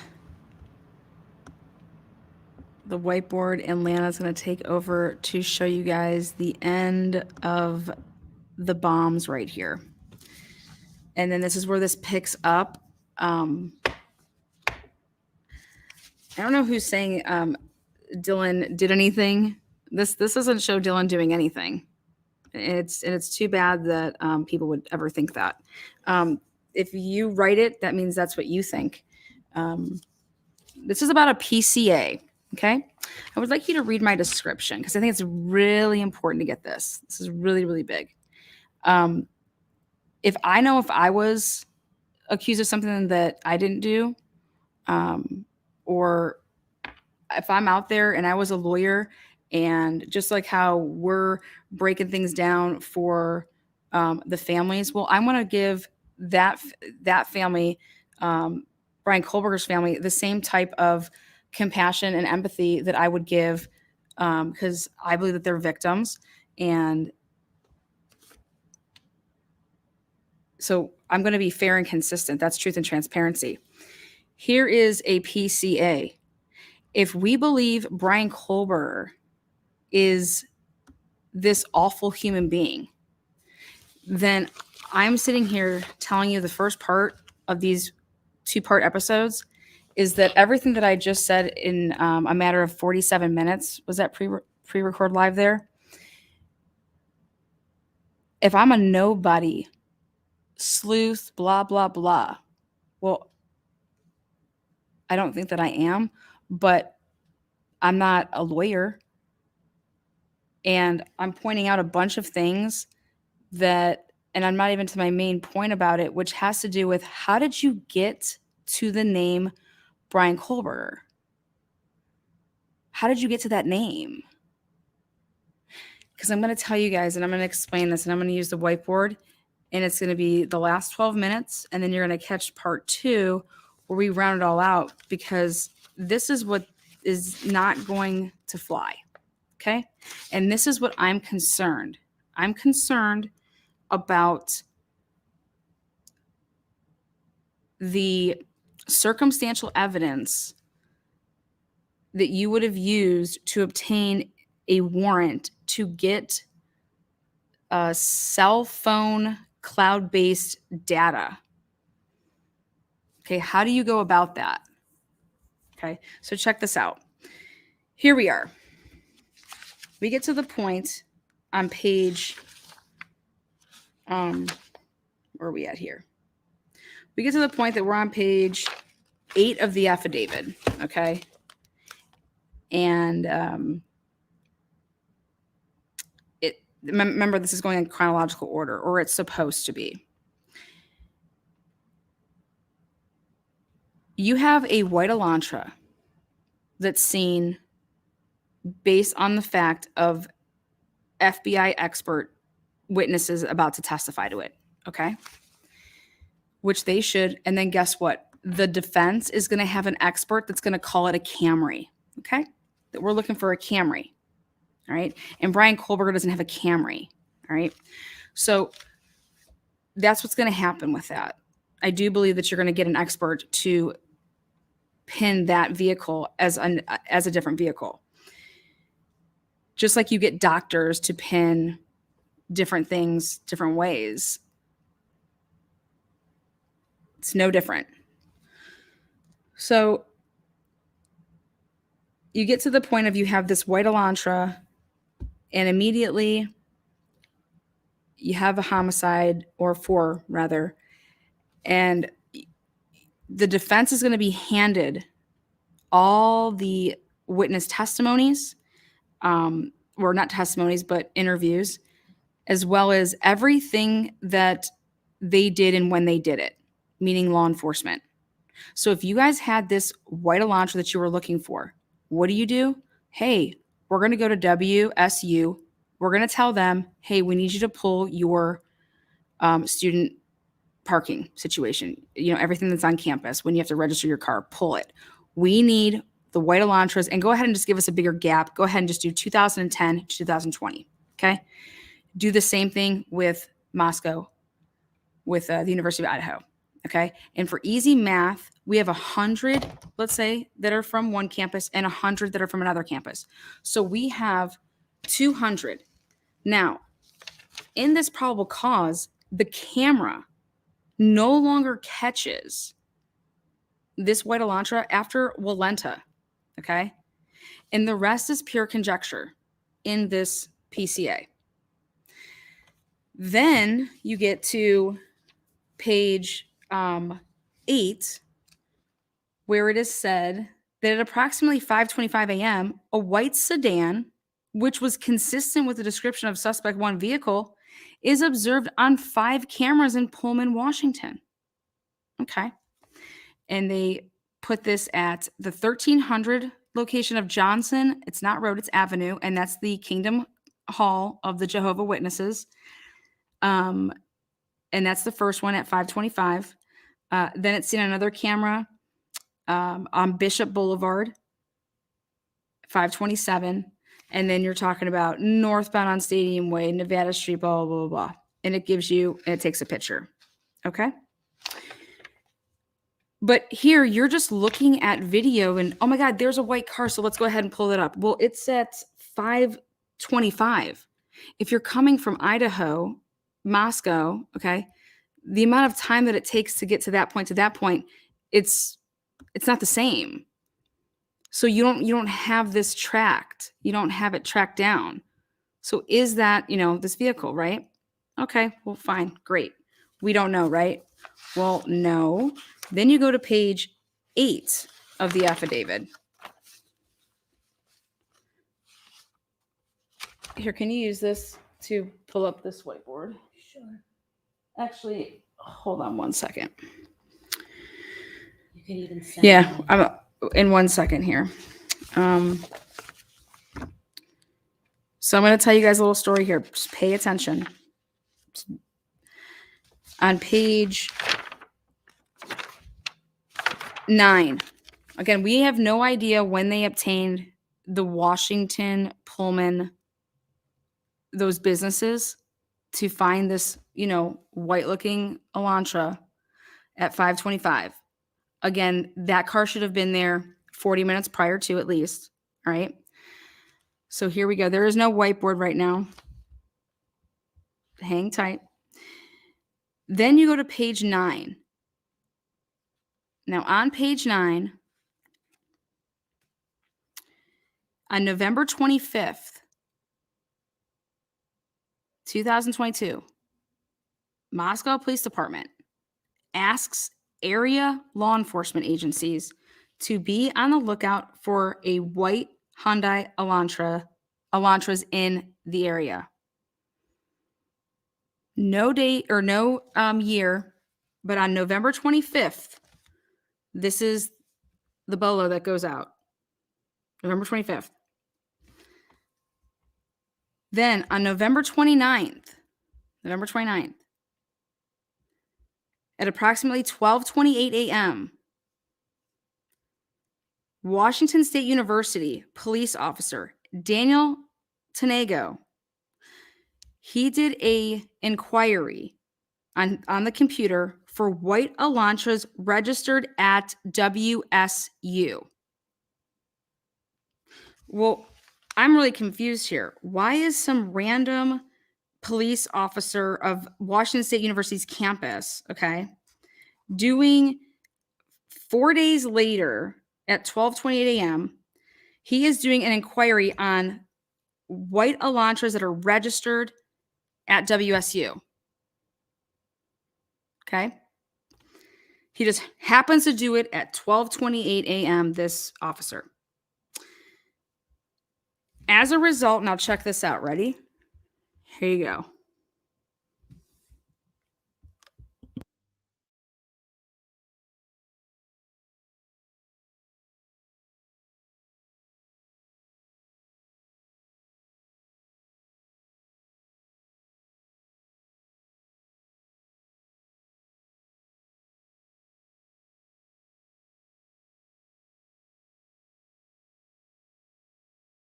Here you go. Check it out.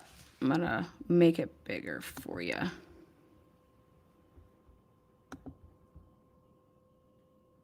Okay, because all we have right now is there is no, remember this goes in chronological order. So the last thing that we have is, hey, this is what we got from Washington. We got a couple of these cameras, and that shows on 5 cameras, the 525 stuff. Again, you're just putting out there that there's a white car in that area that looks like it could be an Elantra, but it's totally missing 40 minutes worth. Okay. So then you got page 9, which is right here. This is the next page. On November 25th, again, this guy just, hey, okay, we're going to ask for area law enforcement agencies to be on the lookout for white Honda Elantras in the area. Now, this doesn't make any sense to me. Why do they have to look for these vehicles when you have them all? What would you, okay, when we find a white, do we give you the plate number? Like, what do you want us to do with it? What, you already have all the white Elantras that would be in that area. And then why is the police officer, Daniel Tanego, being the one that's inquiring about white Elantras, plural, registered at WSU? There should have already been a list printed out that here, these are the 100 white Elantras that all have parking passes here. And then here are the 100 from Idaho, from the University of Idaho. Here we go. All right. But the next thing that happens is, as a result of this random officer, 4 days later, November 25th, I want to know how many days he worked in between November 25th and November 29th. But on November 29th, as a result of this inquiry, he located a 2015 white Elantra with a Pennsylvania license plate LFZ8649. You see that? Now, Washington State University police officer. Does that mean he's a campus police officer, Washington State University police officer? Do you think that that's different than is that usually that they're like whatever the town is, like a Pullman? Okay, you guys seeing that? How it says WSU police officer? Do you think that's like a campus police officer? Yes, what do you guys think? Ready? It says, as a result of that inquiry, okay, he located a 2015 white Elantra. Well, that's all he located? Well, is this from the what, guys? This is from the, hey, these are the 100, white Elantras. How does he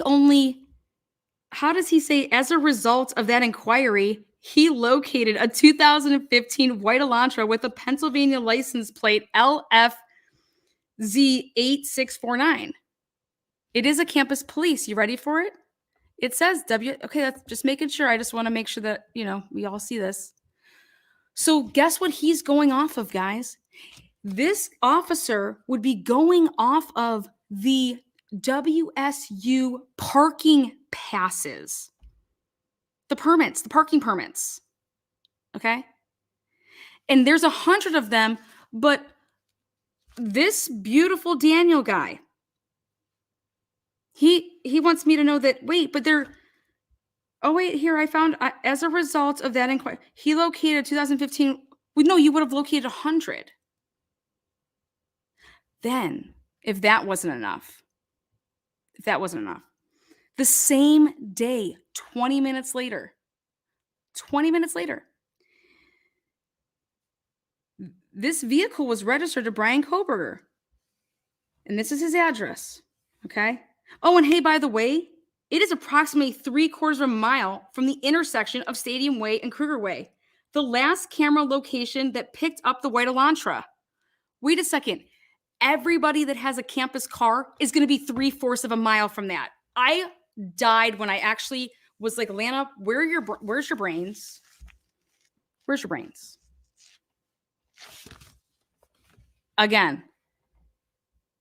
Wait a second, Daniel and Officer. Wait, 100 white Elantras are within a 3/4 mile radius of that last, and they're saying that, hey, that's the last camera location that picked up the white Elantra.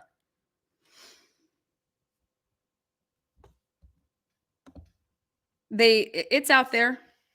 It's December 28th. They put it out there.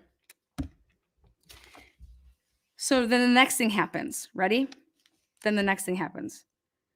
The same day. Yeah, there were 90 at the one. I'm just doing easy math for you guys. 100 and 100, okay? The same day at approximately 12:58 a.m., 30 minutes later. Mind you, this is on November 29th. Nobody knows about this vehicle.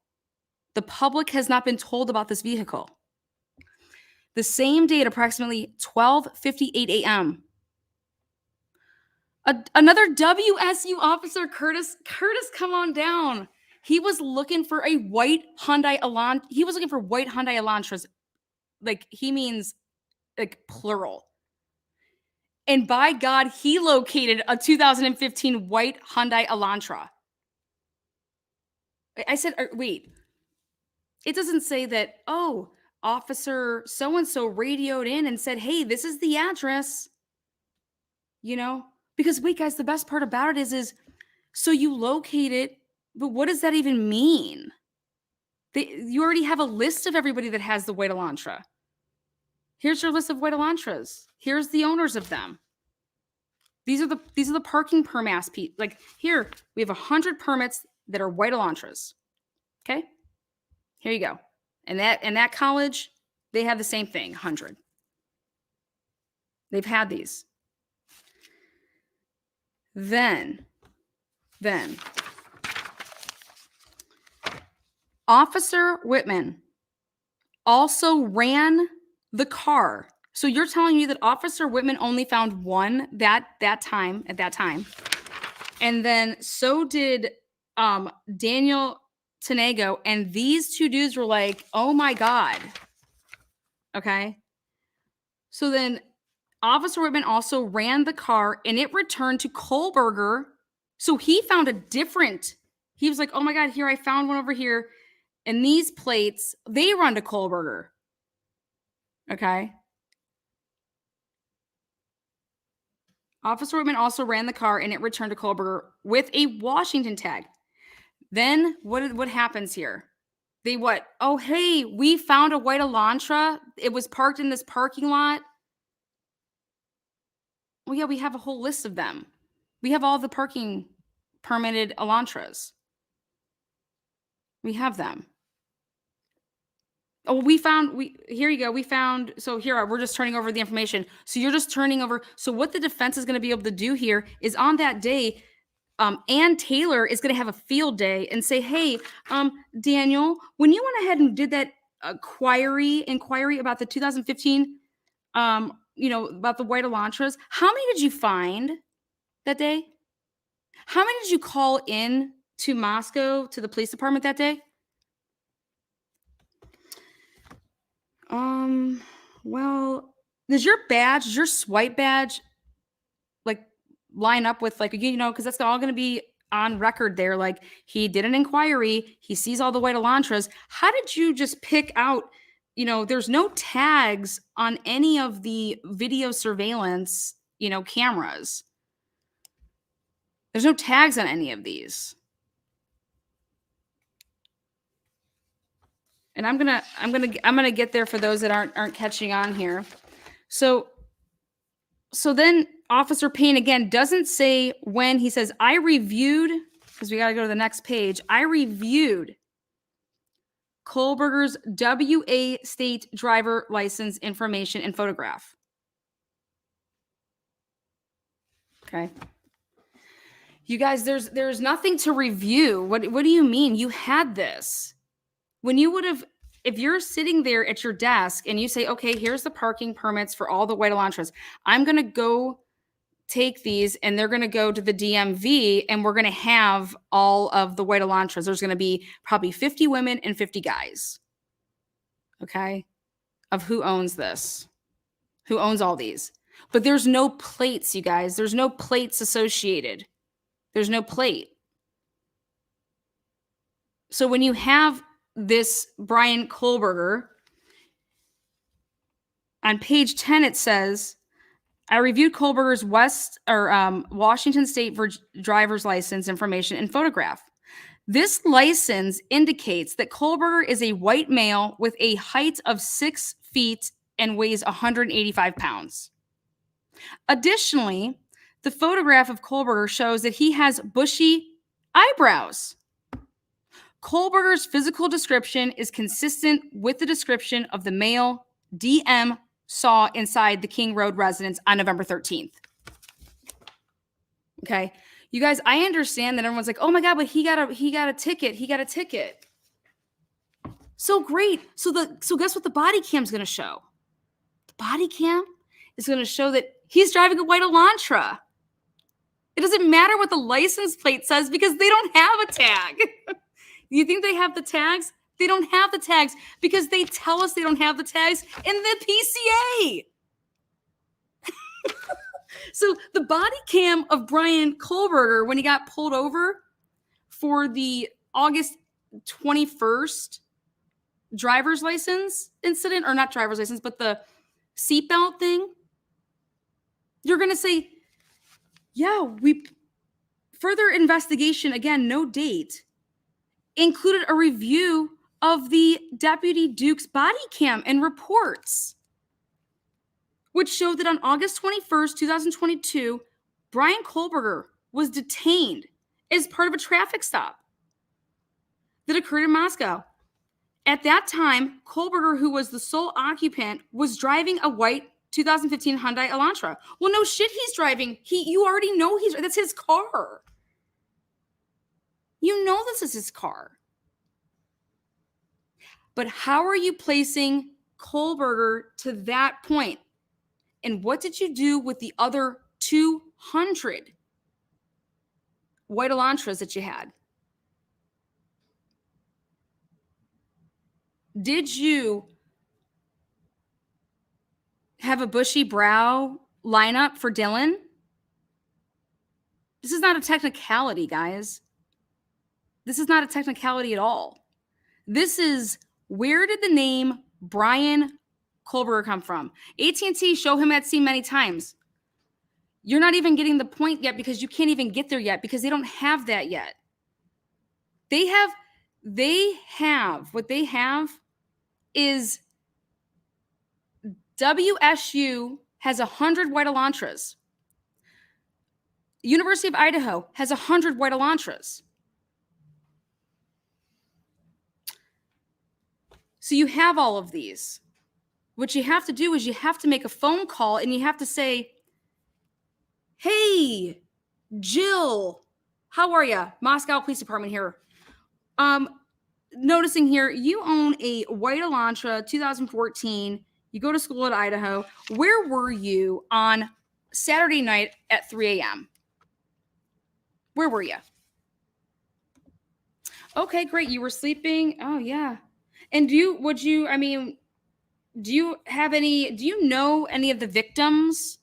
So you would have to literally take all of the white Elantras that are parking at both places, and you have to do your due diligence to call them up, ask them, hey, do you know, you're going to do your due diligence.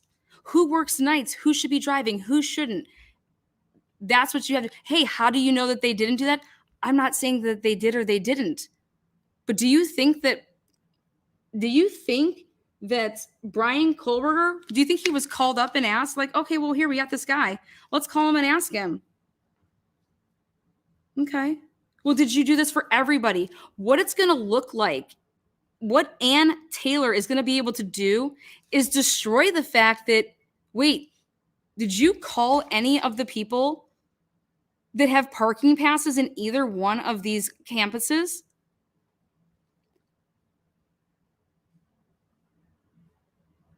You can call them, tell them to come on down because you want to check out their hands and see if they're cut up and stuff like that.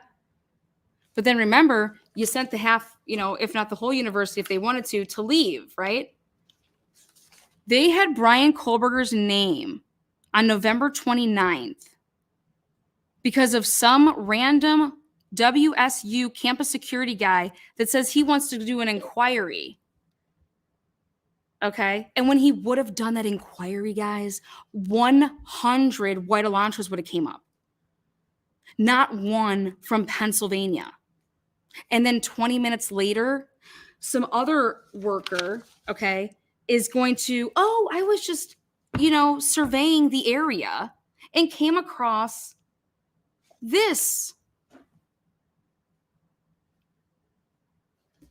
Again, this is to show you that you cannot even get to the point of how did they ask a judge? Did they ask a judge to give them warrants for the other 200 people that drove the white Elantras? Hey, we need their cellular data. So I am going to need a warrant for these 100 from here and these 100 so that we can then go ahead and see whose cell phones ping in the area.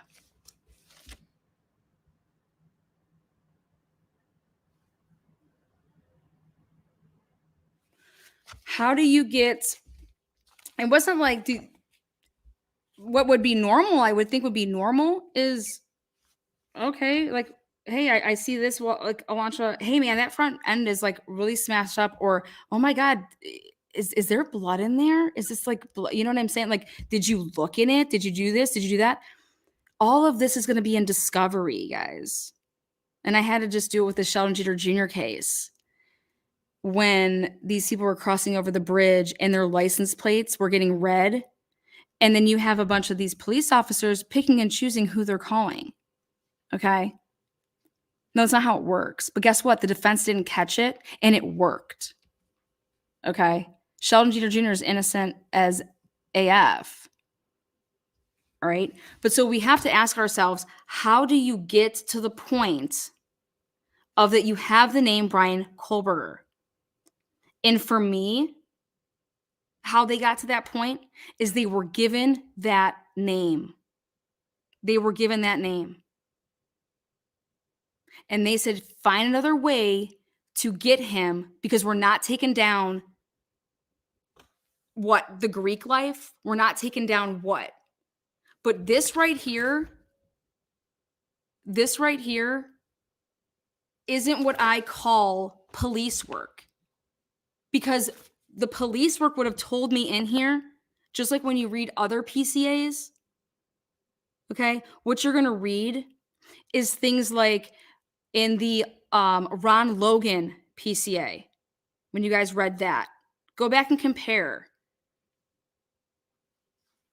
All right. These are just random vehicles that you're just pulling up out of your ass and pinning them, and to try to say that, oh, well, Bryan Kohberger's address is 3/4 of a mile from this camera. Well, so is all the other 100, because they're all on campus.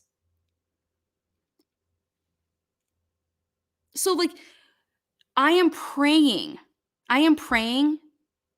that when they pulled the lists of all the white Elantras, that they were on the phone calling and saying, hey, what's up, Bill? How are you? Tom here down at the station. We're calling you because you drive a white Elantra. Okay. We need you to come down. We need you to come down to the station. Okay. We need you to come down. Today, Carolyn, I'm on Ann Taylor's team today. Because I'm a nobody, right? Ann Taylor's a somebody. I'm on the side of truth, but today's episode is to show when Ann Taylor would have received this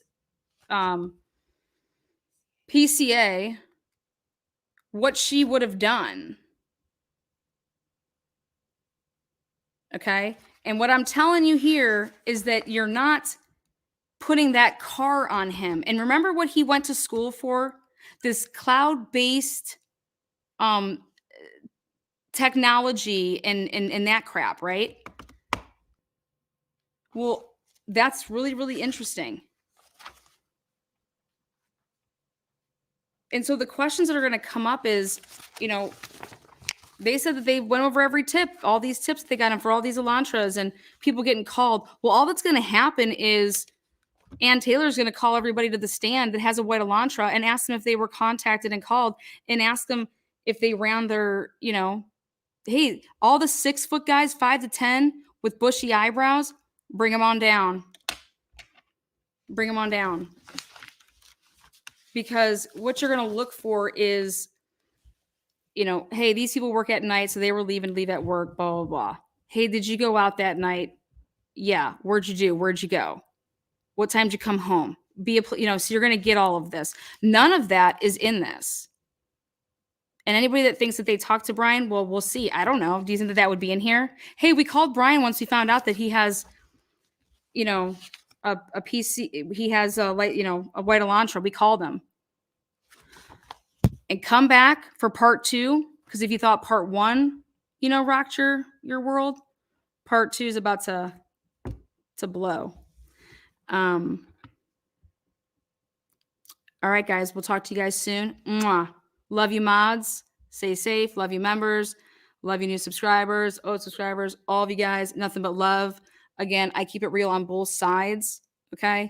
And if you want to make sure that you get the right person and this guy is your guy, reread what was presented. Because there's no way that you get to Bryan Kohberger. It's impossible to get to him and nobody else and do the same type of thing. And just because you ran him and you saw that he had a white Elantra, well, you already know that he has a white Elantra, you dipshits. What do you mean? The guy, I mean, come on. You don't need a body cam to tell you that. Well, we just want to make sure that he was driving it. Well, he got the ticket, didn't he? You don't get to the DNA, okay? You can say DNA, awesome, great, right? You don't get to the DNA, though, yet. Think about how you got the DNA. Think about episode 2. It's coming. Love you all. Night, night. Oh, what's the email link? The Mind Challenge at gmail.com. That's my email, the Mind Challenge.